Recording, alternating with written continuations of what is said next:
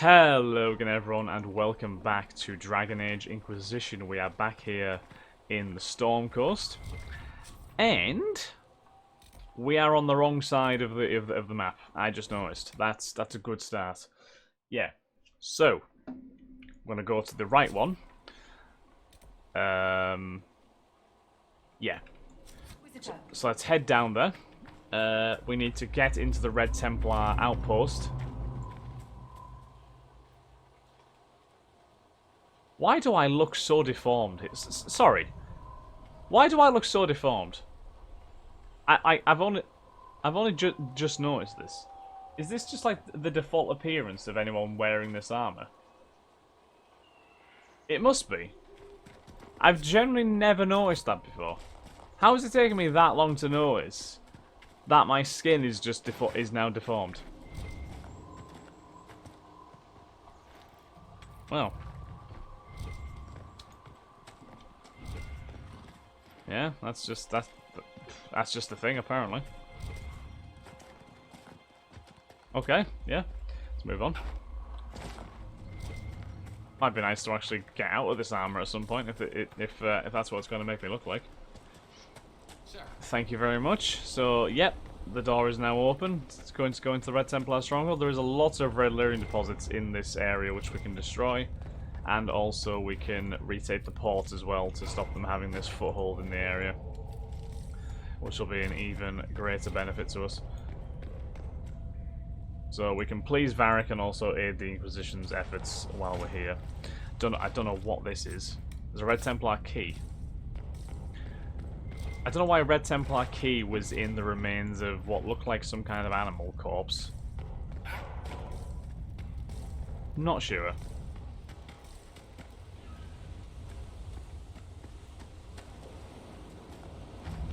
Discovered Daerwin's mouth. Right, Black Lotus. I say I don't think we've ever had that before. Is that just spindleweed under there? I think that's spindleweed. Blood Lotus, yeah, we've had Blood Lotus before. Never Black Lotus though. I'm not sure exactly what Black Lotus is. Do we have any more Codex entries? No, we don't. Don't know what Black Lotus is. Judged by the name, maybe don't want to find out. The Red Templars have dug in here.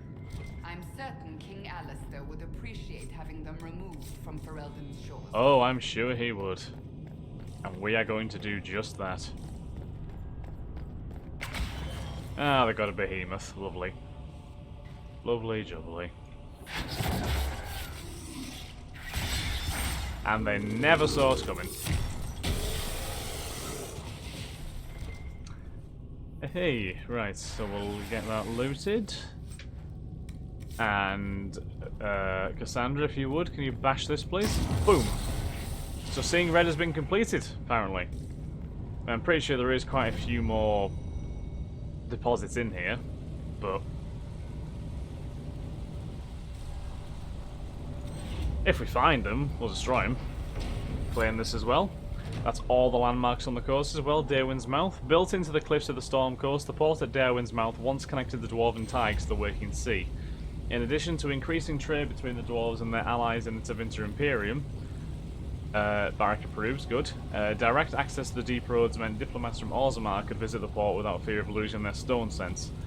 The site thus became a popular meeting place for ambassadors of the two nations. When Darkspawn incursions forced the Dwarves to retreat into Orzammar, the deep roads leading to Daerwin's Mouth were sealed and the port fell into disuse. At least, all reputable use of the port ceased. Bandits, smugglers, and pirates are known to use the various caves along the Storm Coast, including Daerwin's Mouth itself, for their own gains. Yeah, well, if you leave an unoccupied cave on the coast like that, you can guarantee someone's going to use it. Like it's not, you know, rocket science, is it really? Alright, let's get through this little tunnel here. There is still markers for the red Lyrium to be destroyed as well, which is good.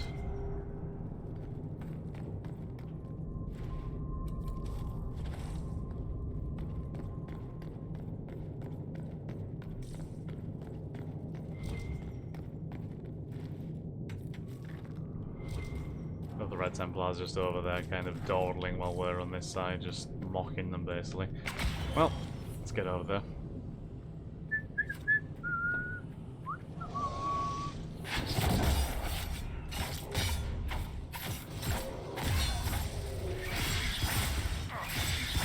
Make it take you.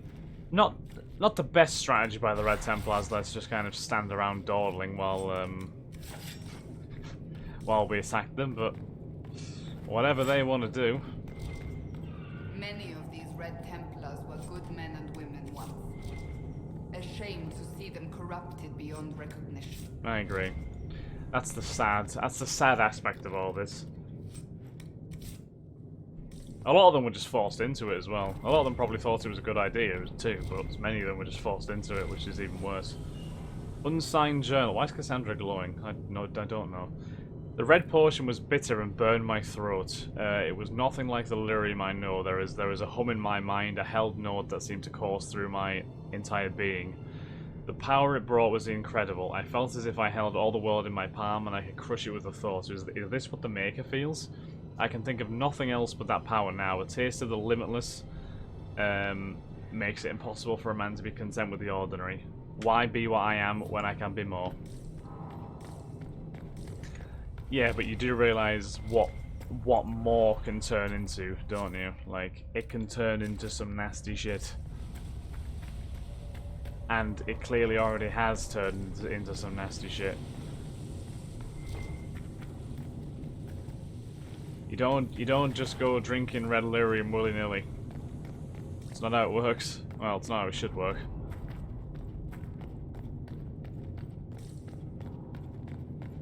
So let's go and kill the Templars at the bottom floor.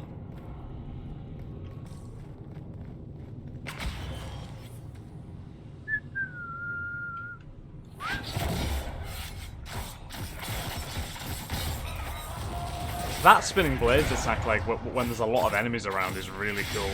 I'm a fan of it. There we go. We destroyed those guys. Masterwork hilted one-handed haft. Not going to say no to my schematics. Right, Summerstone.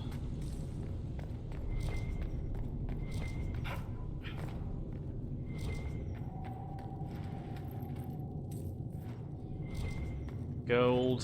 What's in here? Dwarven Banner Crown. Haha. Banners. We've got 12 out of 22 banners. It's pretty decent going, isn't it? I think we've still got a few areas to explore, and quite possibly more might unlock as well as we progress farther in the main story, so... yeah, I'm pretty satisfied with that amount of banners so far. It's always nice to have a collection of aesthetics, I find. I really enjoy like skins and stuff in games. Like in terms of,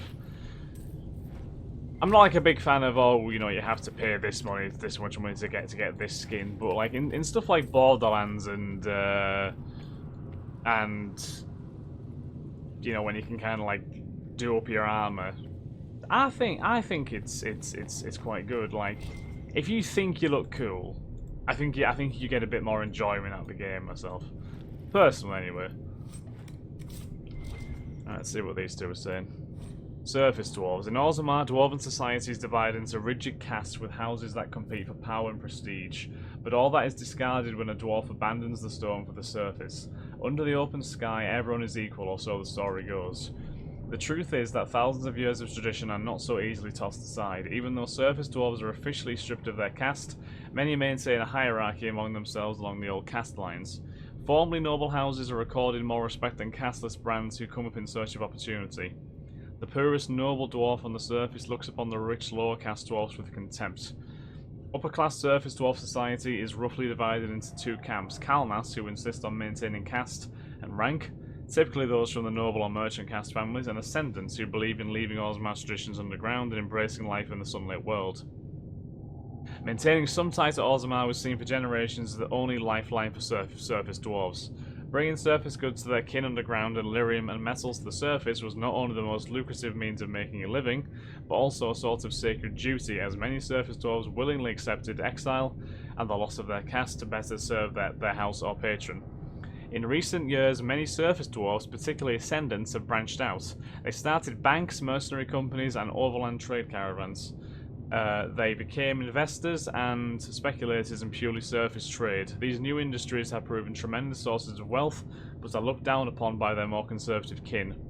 For less affluent surface dwarfs, association with a powerful Kalmar clan can open many doors. They can get credit with dwarven merchants and are offered work opportunities by the powerful dwarven merchants guild more readily, sometimes than more qualified but less connected individuals.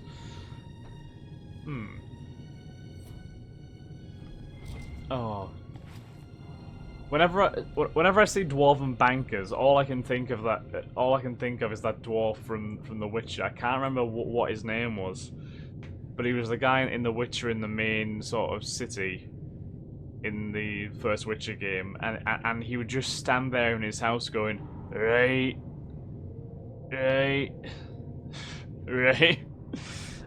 I think his name began with a V. I could be wrong though. Cannot remember. A father's letter. This letter never reached its intended recipient. My dearest Fenella, how are you? How is your Aunt Caitlin? My dear girl would never give trouble, I hope. How are your studies? Perhaps you could read some of this letter to her to show her how much you're learning. I'm sorry to have been away for so long. I have a duty. Remember when Mother was very sick and she asked you to fetch her water and you did it because you loved her? It's like that. Sometimes we have to do difficult things because they help other people that we love. The country is ill and I have to try to make her better. Don't worry, I'm not alone here, and now we have special medicine that will make us stronger so we can fight better. It won't be long till all the mages are all gone and we're safe again. I will be home soon. All my love and prayers, Father.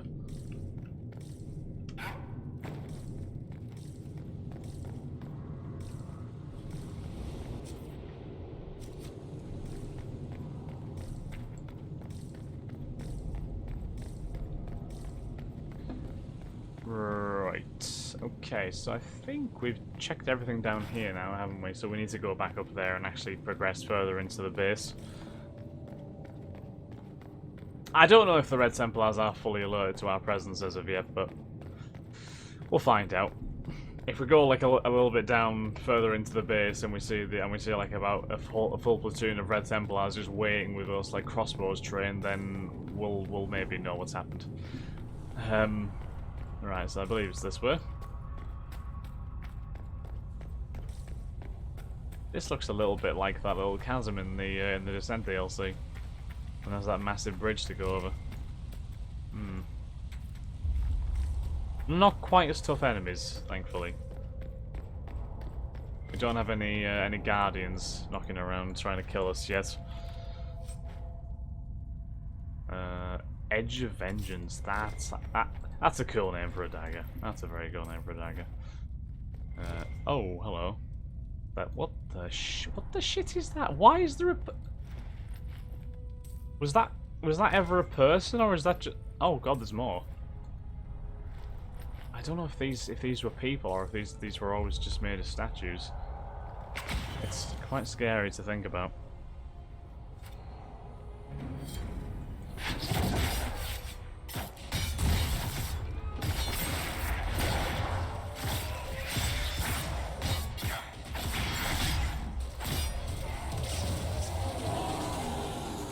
Red Templars well and truly ganked. Varric slightly approves.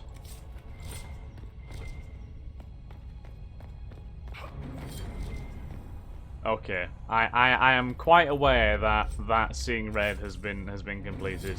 I'm aware of this fact. Thank you for informing me. Seriously, now you don't have to keep telling me. Oh, Josephine's ready to report in. Good stuff. Make sure to go and do that. Arrange a favour for Judge Ord at the war table. Oh, that's what the original quest was. I was going to say, we did literally just do that. Destroy that. Lyrium deposit. Check this way first.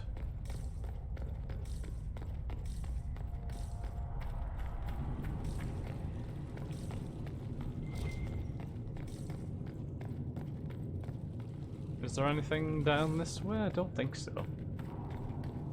Do not believe so. Right, I can definitely see red Templars up ahead though.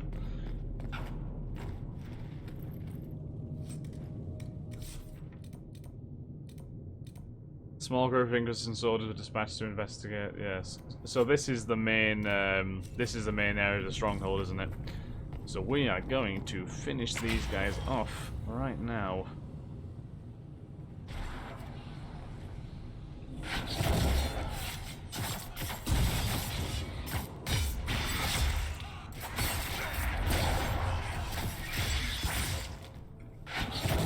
I do actually really enjoy. I believe we've broken the Templars' hold here. We have done. There may yet be stragglers, but we've dashed whatever plans they might have had. Yeah, we have struck an almighty blow, I think, there, definitely. Yeah, I do really enjoy being an assassin in this game, actually. The kind of abilities are kind of, oh, restore the port on the Storm Coast. Ah, so we can restore this port to its former glory and actually maybe use it to help our trade, which will be a big boost. But yeah, like the ability to kind of get up close to enemies and just ravage them with attacks is a really nice feeling, I must admit. Like, I did enjoy being the being like the tank kind of character as well, but yeah, being an assassin is very fun.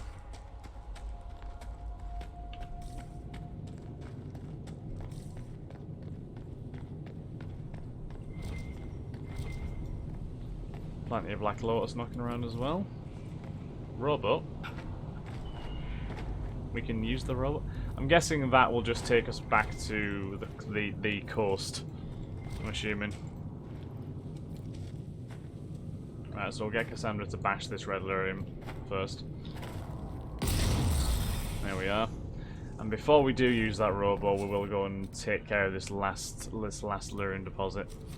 If we can find a way towards it. Which hopefully we'll be able to. And then after this we'll go back to Skyhold and sort those operations out. Because we need to send Josephine to find Samson's weakness, and we also need to get this port back up to full capacity. Maybe get all the red Lyrium out the way first. If we can get all the red Lyrium out the way first, I think we should probably do that. Yeah. Don't really want to be operating in these conditions. Right, so I can't seem to get over there. I don't think jumping is going to work. So we'll see if we can find a way around.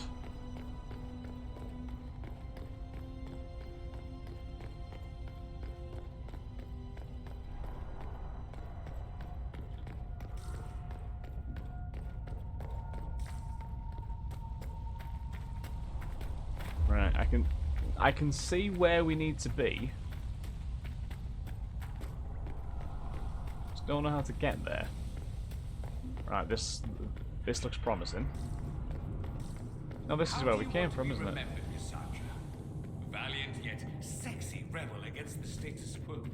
I don't have any control over Ah, here we go. remembered. Sword raised high, blue scarf dramatically fluttering in the wind, sun rising behind you. Blue scarf. Why would I be wearing such a thing? It's a painting, of course. Work with me, it'll be fantastic. Oh, Doran, you are a funny one. Can I loot that, please? Thank you. Right. Yeah, activate. And also bash. There we go. Happy days. Everyone's happy now. Right. Yeah, I thought that there may have been a dragon fight here. Have we already killed the dragon on the Storm Coast? I don't think we did we? Because there was definitely a dragon on the Storm Coast. Like 100% there was a dragon on the Storm. Oh, unless that's where the rowboat takes you. Ooh, hold on a second. We might be onto something now. Maybe. If we travel to Daerwin's mouth and then take the rowboat, is that is that where it takes us? What do we expect to find here? Now we're onto something. Dragon Island. Right, okay. Where is this on the map? Ah, okay, right, nice. Okay, so we're going to end this episode here, guys. Next episode, we'll press into Dragon Island and see if we can indeed kill the dragon on the Storm Coast. So thank you very much for watching. I hope you've enjoyed. If you have, then please like, comment, subscribe, and share. And I shall catch you all in the next episode of Dragon Age Inquisition. Thanks again, guys. Have a lovely day. Bye-bye.